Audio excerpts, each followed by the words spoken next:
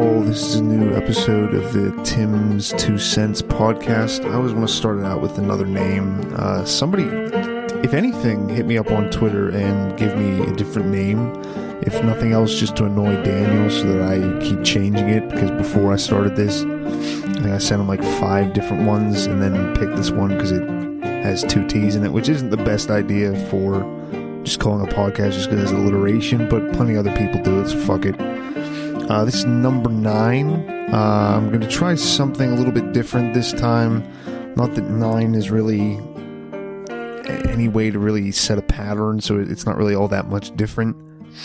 But I'm going to probably, I'm going to be talking about a political system this time, not so much a theory of thinking about life, but just the advantages and disadvantages of probably something you haven't heard me try to defend before. I'm more interested in seeing how I can defend this, and I have some ideas about it. It'll be interesting, at least interesting for me. I kind of like this idea of, and this whole podcast was born out of the idea of me wanting to try to defend certain things and try to think through different ideas by arguing with myself and then making you guys listen so then you guys can tell me if I suck or not. But if you do want to tell me if I suck or not, or if any of the episodes or any of the shows I'm on suck or not, first off, go fuck yourself.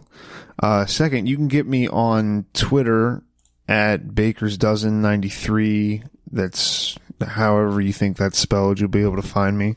Last week, I got a few new followers last week because Crypto Dale, who we had on another show I do, he sent my Twitter out to a bunch of people and said that he was going to give people Bitcoin for it. I feel kind of bad because he did say that he was going to offer a Bitcoin for it, which is a decent amount of money just to follow a stupid Twitter account. I didn't get as many as I think that should warrant, so if nothing else, just spam your friends and family with my Twitter account. Just retweet everything. Go back throughout all my tweets, which probably isn't a good idea. They're not that great, but just email everybody. Use email for Twitter, but just be obnoxious about it. Put an email throughout your entire office space, because I mean everybody else is just CCing all the annoying emails anyway, so just do it for me. But that podcast I do it every Thursday night, 9 p.m. Eastern, with Daniel Brown and Zach Vole. We do a live show. A lot of times we have, like last week, we have guests, Crypto Dale. If you're listening to this, you probably come from the You, Me, and BTC. That's kind of our network, I guess, name for right now. Daniel Brown is the main guy there, so give him any props for just getting you the episodes in general. But also, if you like having a conversation, the podcast you listen to, if you like having multiple people talking, if you like more of just a banter about cryptocurrency in general, Bitcoin, libertarian stuff, that's definitely more what you're going to hear about. This is more just me ranting about whatever I feel like talking about that week. We're a little bit more structured there. We have topics. Normally we cover news or stuff like that, just because we're up to 300 some episodes, so we've been doing it long enough. There isn't too much else that we can pick to talk about besides news stuff. But it's interesting now. Bitcoin's been jumping up recently, and then again, if you're listening to this, you've probably come from the Bitcoin space anyway, so that'd be interesting to you. I say that just because also the other guy I do that podcast with, Zach Vole, has a podcast called The Coin Pod. He does every Tuesday, or it's put out every Tuesday. He does interviews with people. That's almost exclusively, as far as I know, focused on cryptocurrency. He has all kinds of people on there. Really great interviews. Everybody seems to love them. A lot of technical stuff will go over my head, but I know they definitely get more into that. Again, if you're interested in that, if you're interested in somebody from Twitter, he'll get them on his show and interview them and get a little more in-depth stuff about that. So if that seems like something more you'd be interested in, check him out. Again, that's on Tuesdays, and then the live show that we do on Thursdays. The other good thing about that is it is a live show, so if you get on the chat, You can voice all your complaints and bitches and praises and everything right live in the chat box. We'll normally grab you from there. We'll include in the show. So if you want to make yourself heard, just come spam that. But yeah, if you like either one-on-one interviews, right? I think Zach's had a few people on with him a couple times, or just kind of like a roundtable discussion hangout show. That'd be the Thursday night one. Again, that's Thursday night at 9 p.m. Eastern. My phone's going off, so I'm not sure if that's getting picked up, but we'll see. Whenever I do this show, part of the reason why we're able to do these extra shows is thanks to the sponsorship of Chronologic. The thing is with Chronologic, it's focused on Ethereum based stuff. It's what they call it is they're using it to create debt and innovative time based contracts. So again, if you are interested in what you can do with Ethereum, if you're interested with what that has the possibility to add beyond just using cryptocurrency for a currency, if you're interested in the technology that can be built around that, it'll be that's definitely something you want to check out. And again, just if you do like that, if that's interested, or even if you're not, you can go hit them up and tell them that you heard about them through us. That helps us out. That helps us get more sponsors, and it's always nice to do that. You'll also probably be hearing an ad later from them, and you'll hear Daniel's amazing voice, my co-host on Yumi and BTC. Whenever I started this, I think I pitched it to Daniel as, whenever I started this podcast, I pitched it to Daniel as me going through various, personal, like almost as, it was never pitched as just a, like a way of thinking. Like I was just going to talk about that. I guess just the vague, the loose frame of whatever it is just going through different isms. So I wanted to try something different this week and talk about, and partly this will probably be a shorter episode just because one, my roommate's a bitch and just won't, for whatever reason, can't fall asleep even though he just listens to stuff. But anyway, you guys can be with me as I try to keep people up and from falling asleep. But also because it doesn't give me as much to talk about when I'm talking about a political system. It's much easier to just rant and just ramble about ways of thinking and how that affects your life. But I want to talk this week about, and I think this is somewhat relevant because this used to be, and I guess I should just say what it is. It's, I want to talk about despotism and autocracy, or other name for it. Normally people use a dictatorship. Those different words have various serious, like, if it's bad or good, you'll use different phrases for it, or if you see it as bad or good, you'll use different phrases for it. But people use words like dictatorship and autocracy and despotism, or they'll call somebody a despot. It's kind of free and loose. Again, this has to do with, we just don't really have a lot of words that, like, nobody has the end all be all what the definition of this word is. So people kind of just throw it around.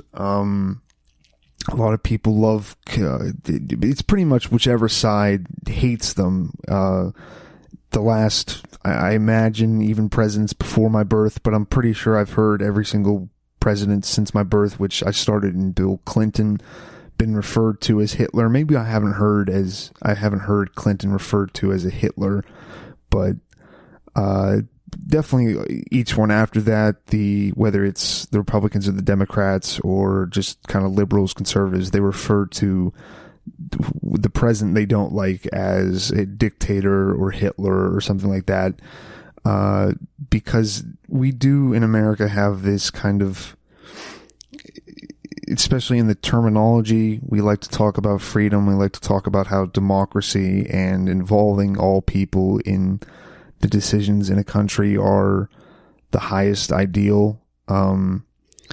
we've definitely talked about on the show on Yumi and BTC before about how democracy isn't always all it's cracked up to be. You don't even have to have the argument as to we're not really even a democracy. We're not really even a republic. We're more, if you're asking me, probably like an oligarchy or a plutocracy. But generally, we're kind of, in America, we're steeped in the tradition of, well, we're free, and that means that we all get to vote, and we all get to say and force the other people what we want to do as long as we have the majority. Now, autocracy or a despot or a dictator is the one person is supposed to have all of the power. One person has the final say on how a country's run. One person has the say on just in general what happens in the country. You think of like a monarchism, or a monarch. Now, monarchs don't necessarily have to be a despot. It's more like an absolute monarch. Like even in the last century or the century before that, England had a king, England had a queen, but they weren't a absolute monarch. There was a parliament. They had to get some kind of say. I don't understand the British politics. I don't understand American politics, but I definitely don't know how British politics work. But in autocracy and that kind of thing and that kind of whole idea, it is supposedly supposed to be this one person. Think of like I don't know if this is a good reference for anybody else, but I normally first think of like the Persian ruler of their word is law, and even they can't change it. That doesn't necessarily refer to a despot, but just the idea that one person is kind of unchallenged in their rule of an area. Now, I thought it would be interesting to see how I could defend that just for the sake of trying, because I like to be somewhat, I don't even know what the word I'm looking for, but kind of go against the grain for most things.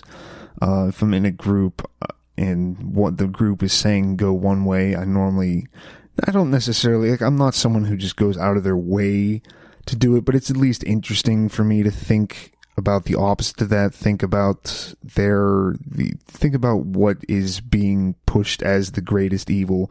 And I think in America we have a typical way of doing, like a typical way of thinking, of looking at an autocracy as the worst possible way of governing things. And so I wanted to talk about, I guess, how it could work, and then obviously I'll talk about how it can go bad. I mean, really, if we're getting down to the benefits of it or the negatives of it, it all really kind of just comes down to who it is.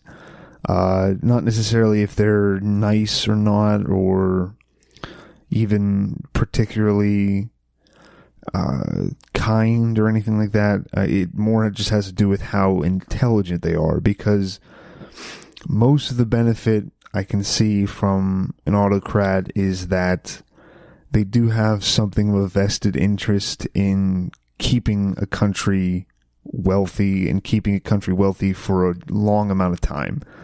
In a system like ours, there isn't that because we have a rule of at most 8 years, that person isn't really, they have no vested in whoever the president is, whoever is in power, the people in the Senate, the people in all, what's the other one? I don't even remember. The Senate and it fucking doesn't matter. People ruling it don't have this, well, I need this to be wealthy in 60 years. I need this to be wealthy in however long.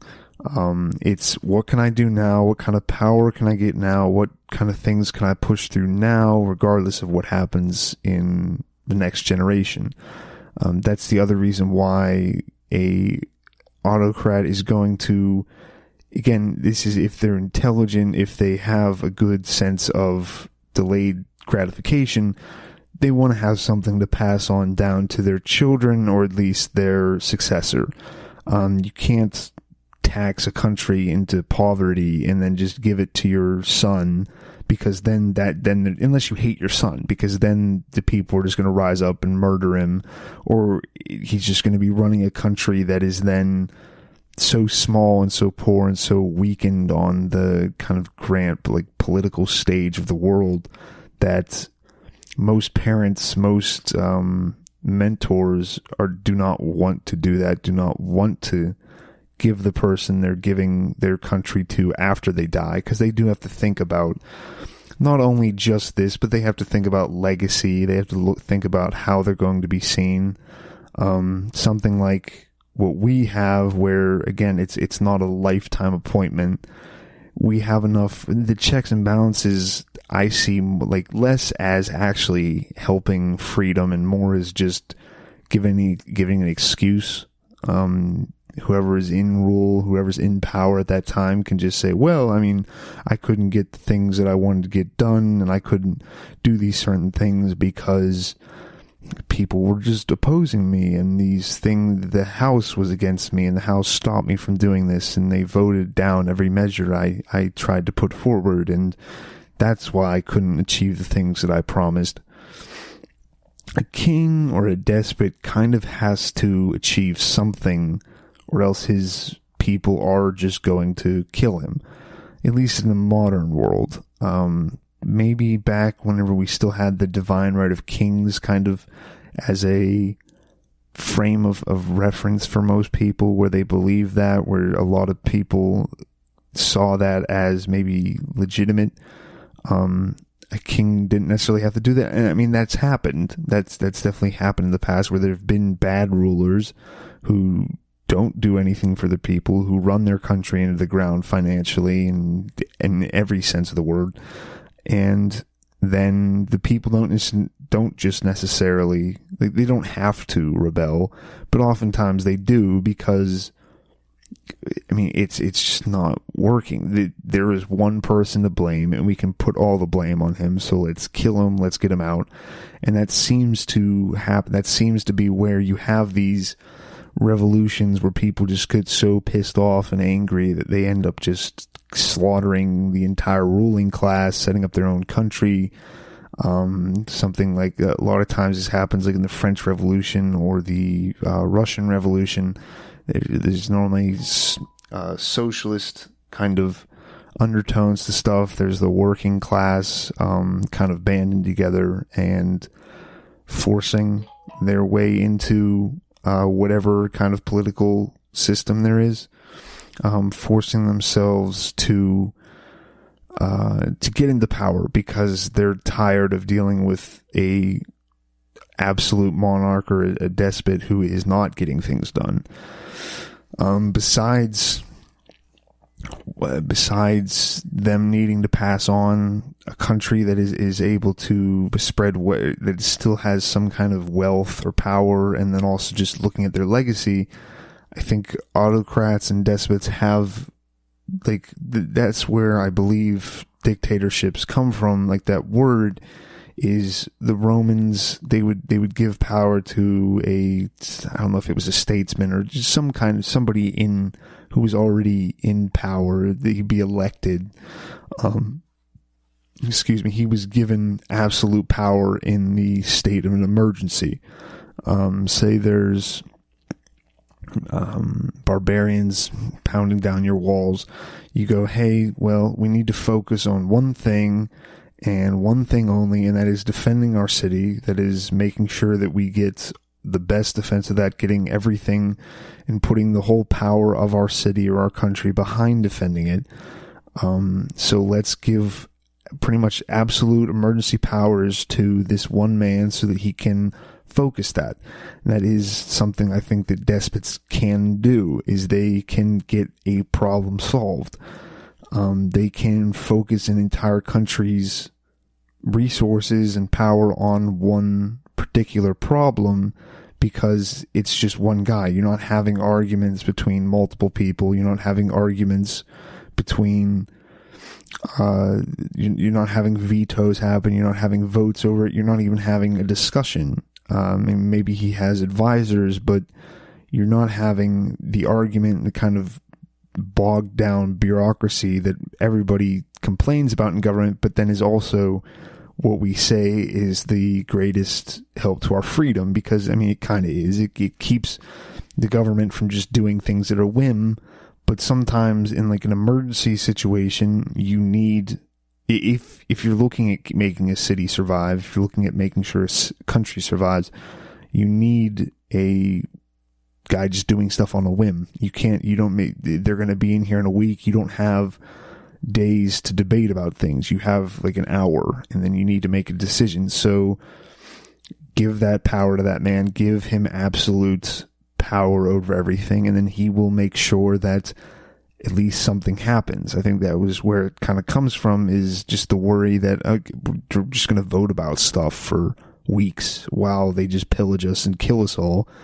So let's give up our ability to do this. Let's give up our ability to have a say in the government, because we need somebody. We need a strong arm kind of approach to it right now, because the situation demands it.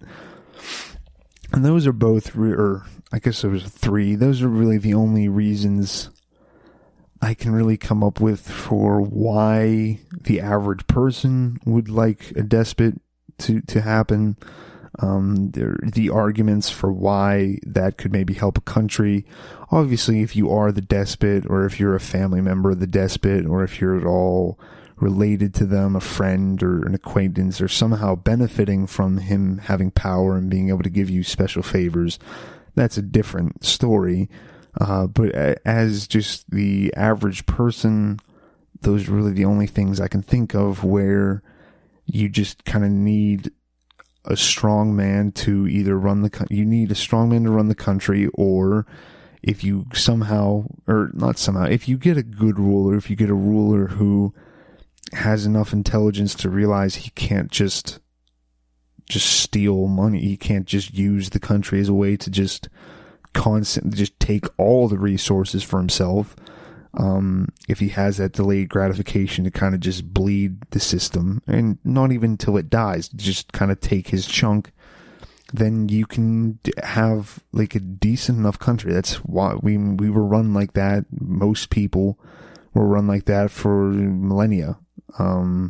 That's kind of the simplest form of governance, is just the biggest guy, the guy who's the tallest, the guy who's the strongest, the guy who talks the loudest. He's in control because, well, we need somebody to do it. And he knows how to get people to follow along with what he says. And then, like I said, that's pretty much all I can think of as being the best option, or like why someone could see a benefit in that. I'm going to run an ad now. When we come back, I'll finish this up probably pretty quickly, but because it doesn't take that long. But I want to talk about the negatives of a despot, of autocracy, of a dictatorship. Hey guys, today's show is brought to you by Chronologic.network. Chronologic is an Ethereum-based project that aims to solve time-related problems on the blockchain. Through Chronologic's 3 core products, the Ethereum alarm clock, debt smart contracts, and the day token minting mechanism, they solve the problems of payment scheduling, crypto loan time constraints, and unstable token launches. Find out more at Chronologic.network.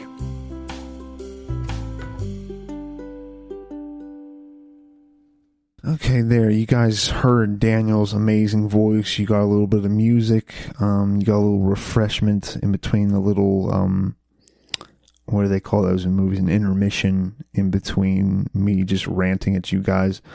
Although I feel like I'm pretty chill this episode. I guess more the phrase would just be droning at you guys. Although that's maybe a loaded word nowadays. I think that droning somebody or droning at somebody probably has a different meaning today. But negatives, we're talking about despotism, about autocracy. Negatives, I mean, this all again comes down to, or most of it comes down to, or at least one of them comes down to, I boiled that down. I was like all, most, and then one. But if you get a bad one, if you get a bad ruler who doesn't understand that if he just lets the country run correctly, if he focuses on building the country up, he can continue to extract wealth from it. He can continue to extract wealth from the people, and he instead just kind of grabs it all at one time. He takes everybody, he takes everybody's wives, he takes everybody's animals, he takes everybody's gold at one time, and he basically just bankrupts the rest of the nation just so he can live in opulence. So he can live in comfort that wouldn't really be, I mean, especially back then, especially when we're talking about people being under a monarchy or an autocrat, most of the people in that country couldn't even imagine to have the kind of wealth that he would experience. And obviously that temptation would be pretty great. I mean, I can definitely think of a few people I know that would probably do something like that. I'm sure you can as well. People who just don't really care. They want what they want now. They don't want to have to wait for it. They don't want to have to worry about what happens next year whenever they can't just keep stealing things from people, or whenever they can't just keep on mooching off of people. They're not worried about that. They, like I said, they're worried about what is going on now. Also, if he's a bad ruler in that sense, if he's doing that, he's probably not the most intelligent. He's probably not, he or she, I should be inclusive. I'm sure there've been awful bitches, not just bastards, running these countries. But he's just not going to make the right decisions. And that kind of comes into my second point, where if you have an autocrat, they're going to focus on certain things in the country. They're going to focus on defense or economy, or I sound like I'm talking about like a real-time strategy game, but I don't know. I'm sorry. I don't know how to run a country as much as it sounds like I do. I don't know how to run the inner workings of any country, especially not an ancient one. But the fact is one person is going to naturally focus on certain aspects, and the more they focus on those, the more the other parts of the country, the more the other parts of running a government are going to suffer. If you're focused on, like what they said about Mussolini, he made the train runs on time, maybe you're going to forget about, hey, maybe we shouldn't be killing Jews or giving Jews to the Germans. Maybe we shouldn't be, whatever, put your choice in. But especially if they are a bad ruler, they're going to put their focus in a place that isn't helpful. They're maybe going to put their focus on the military because they want glory or they want extra land, and then not focus on making sure that the country is stocked, and making sure that people have enough food, making sure that the country is sustainable. Even if you have a good ruler and they focus on certain things, like I said, the things that are not focused upon are going to suffer. The people who are involved in those things, the people who are involved in the whatever sector that is being ignored, are not going to enjoy that. Like, they're not going to like having their particular part of the world kind of ignored. It's not going to be good for that part of the world. It's going to be great for the part that the king or autocrat focuses on.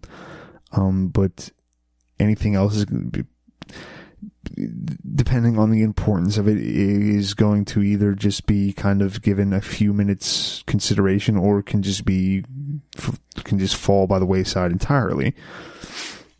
So it's kind of hard. You can't, especially as one person, that is kind of one of the reasons why a democracy seems so good, is because we have all these different people, and all these different people have all these different minds and all these different concerns and all these different focuses in their lives, so then we can kind of all collectively focus on everything. That's, I think, part of the reason, part of one of the selling points for democracy, for any kind of a group rulership, especially by the people, is the idea that they will not let things fall by the wayside, that they will make the most important things run as long as they're wanted by the most people. king or an autocrat is even a good one. Like I said, it's going to be hard. The person is kind of naturally going to be focused by what their mind looks at. If they don't listen to their advisors, if they don't listen to their people, they can very easily focus on one thing and think they're doing a great job, because no one is, like, the only incentive they have to not do that is their country falls apart. Their country doesn't survive anymore.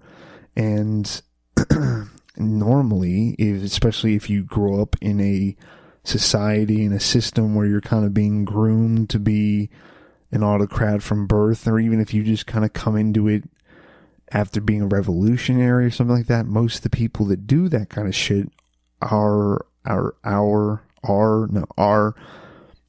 self-centered, are self-confident to a fault almost, where they think, hey, I have the best ideas, I know exactly what needs to get done, and my ideas take precedence over everybody else's, and that's not a problem.